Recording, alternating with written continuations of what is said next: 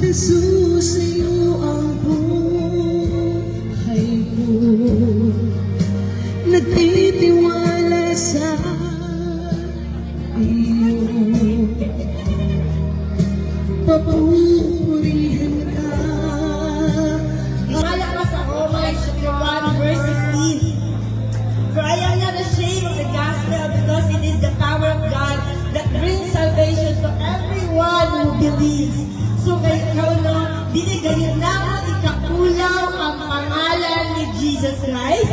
Dili naman ikakulaw ang maayong balita nga si Jesus Cristo gayon dingan sa langit ipadala ni God ang Father ang lamang gayon na pagluwas ka nato no ang gospel mo kasi Jesus Cristo mo nagbayad sa atong mga sala kaya kitang tanan na laglag sa pagpapasala makasasala gayon kitang tanan bisan pa makaroon nga nagawa ni sa kini nga David usa ako ka makasasala apan bisan pinasay ko sa Dios. Crispy pa ba? Crispy pa? Angay na ulaw ang atong pagtulong ng Jesus Christ. Dinig natin ulaw ang tulong sa Diyos. Dati, Nagkaon na siya. Hindi ko magsakyaw, hindi ko magwali dito. Sa kadalanan lang, why, kaulaw ba? But the moment na the more na ako na love the Lord, the moment na mas na-experience na ako ang kahong ni Jesus, mas nakaila ko kay Jesus Christ. Pagka nakakaibig na para sa pagsakyaw about kay Jesus Christ ay nanuwan. Kay pinahabi kay Jesus, kita naluwas ngayon, no? So muna, ako isulti ka ninyo, naniabot si Jesus Christ na isa kalibutan. Dili ako pagawangman kita. Ang niabot si Jesus Christ, ahon, kita pagkaluwasun, pinahabi sa iyang anak na si Jesus Cristo. Sa bisan kinsa na muto, sunod sa iyang kasing-kasing mudawat na si Jesus Christ, Diyos. Nagkaan ang pinabuhi, walay katapusan. Kabalungong, itangkanan mga matay. Kinsa pagkagato dini, na dilit mamatay. Huwag iyang minuto ni Lord ang Taguig City. Hoy, mga ampong ka ni Lord, tabang. Pulbak na. No? Wala na, napalit na. Gabay mo yung na. Naglingog. Sa mga tawag dyan ka, Ginoo. Makaroon, ang katungkayan na naglingog na itong mga baha. O sa lamang ka, kanang pagtawag ni Lord, may tawag si God sa ato atensyon. Kaya kitang tanan manggod mo na nakuha ang atong focus sa pangkalibutanon na mga kalipay, kalinawan. Guys, I do believe that God kanino na dili kayo taga-Tagum City. Hoy, pero gidayon nila ang Tagum. Na naman, kaysa pinakataas na Christmas light, Christmas tree. Na naman, at sakit kaayo ang Christmas tree sa Tagum City. Tama? Nindot, ulantaw sa atong kini Christmas tree. Na naman, kay tungod sa iyang kahayag, sa iyang design. Magkabalo pa mo na mas nindot pa si Jesus Christ niya na. Because Jesus is the light of the world. Siya ang kahayag sa atong kinabuhi, kahayag sa atong kasing-kasing. Kung ang imong kinabuhi kayo karon, ngiti pa sa ating brand, kinabuhi imong gubot, walay kalinaw nang inahanglan ikaw o Jesus. Isaiah 59:2, your sin have separated you from your God. Kitang tanan, nahilayo, nahimulang, diha sa Diyos, tungod sa ako ang mga sala. Nagatuo ba ka ikaw na ikaw na masala? Kanang imong pagbutang sa imong pagtuo diha kay Kristo, mao kani nagluwas kanimo pinahagi sa grasya sa Diyos. Niya na sa Jesus, diha sa John chapter 14 verse 6. I am the way, dalan. I am the truth. Ako ang kamatukan, Jesus. Ug ako ang kinabuhi. Di lamang kinabuhi, apan kinabuhi walay katapusan. Kini nagastorya karon, kung ang usa ka tawo mamatay, kini nagatingog. Mahimulang kini sa kini nga lawas, ug ang lawas wala na kayo'y kinabuhi. O gani espiritu mo balik diha sa Diyos.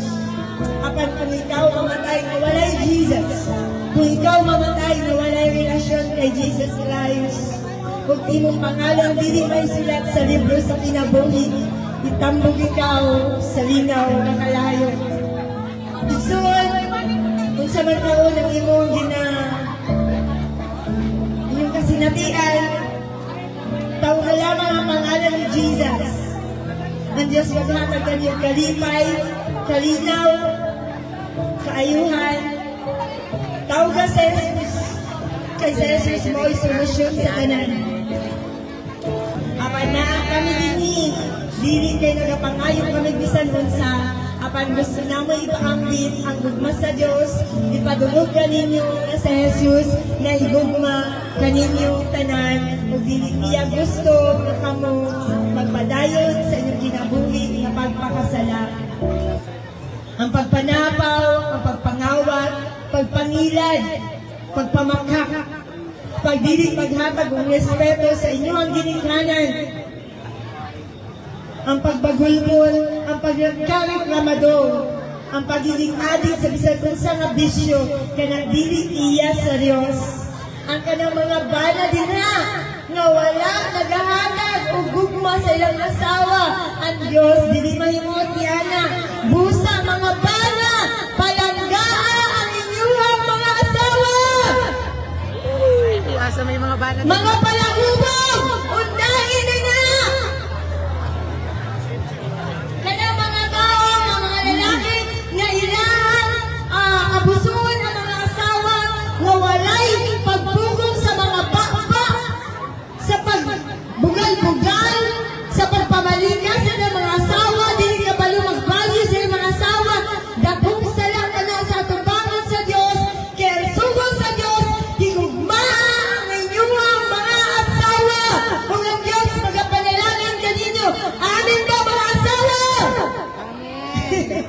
Apan ang mga asawa, kinahanglan magsablitan sa mga bana.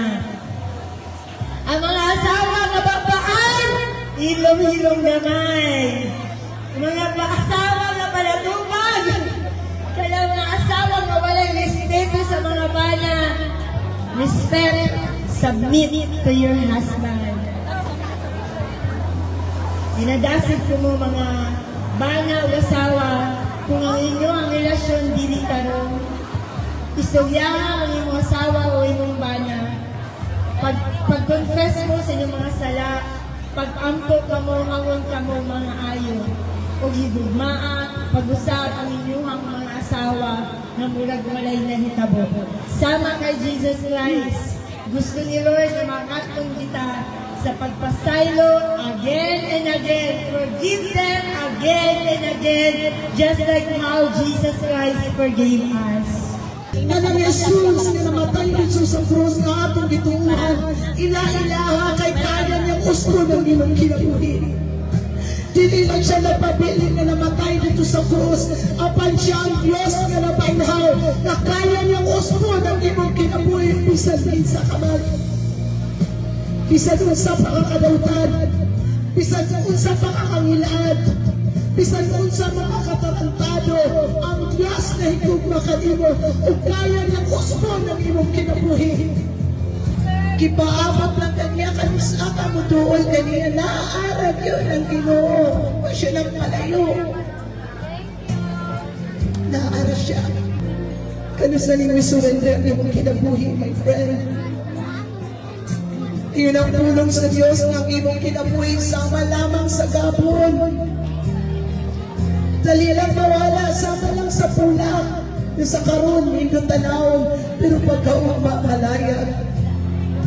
Mauna ang imong kinabuhi. Ang imong kinabuhi, sama lang sa usang adamo nga karon imong nakaupan, pagkauma, wala na. Mauna ang atong kinabuhi. Inulaman lang na, upusukot ka sa dili someday. Kanang kinabuhi nga naan mo karon pauna sa Ginoo. Kung kwaon sa Diyos ang imong kinabuhi, Muatubag ka sa Diyos kung saan man imong pagsulti o pag-atubag sa Diyos. Kung sa iyo rason, pasundong kanya sa diharian. Giunsa nimo pagkinabuhi sa pagbuhing makakaroon. Giunsa nimo paghatag ang panahon ng Diyos sa naapakakaroon. God is waiting for you. Hallelujah. Thank you, Jesus. Ang tao sa kalibutan dili magpabiling buhi. Kay ang tao lumalabay lang sa kalibutan kay siya mamatay. So, bisan pag unsa ka kakuyaw, kakusgan, kadato, grabe ka inano, igsuon sultihan na ka, nakitang tanan mga matay. Mo nang samtang ikaw aduna may gininhawa. Samtang ikaw kusgan pa. Samtang ikaw lingon pa. Ikaw man nakadungog ani karon. Ikaw man nakadungog sa pulong sa Dios karong orasa. Ayaw magahian ang imong kasing-kasing. Amen. Abrihi ang imong kasing-kasing. Bahari na ang Ginoo, pasudla ang Ginoo sa imong kasing-kasing igsuon. Yes, nakita ka. Nakita ka naman nga nagsimay. Doon, importante ka sa Ginoo, gipangamatyat ka sa Ginoo. Hallelujah, gipangamatyat ka sa Ginoo. Espesyal ka. Espesyal ka nga anak sa Ginoo. Igsuon ayang malimti 2,000 years ago. Ang Ginoo may anhi sa kalibutan. Aron ikaw ako iyang makamatyan. Ipakamatyan ka sa Diyos mo ng special ka. Importante ka. Ayaw sayangi ang imong panahon. Ayaw sayangi ang imong panahon sa focus sa mga butang na temporal lang. Hatagin pagtagan ang Ginoo sa imong kinabuhi. Hatagin higayon ng Diyos. Hallelujah, higaw pa ang imong kasing-kasing igsuon. Na si Jesus Christ na nuktok sa imong kasing-kasing karon. Panginoon, kibuti mo sa aming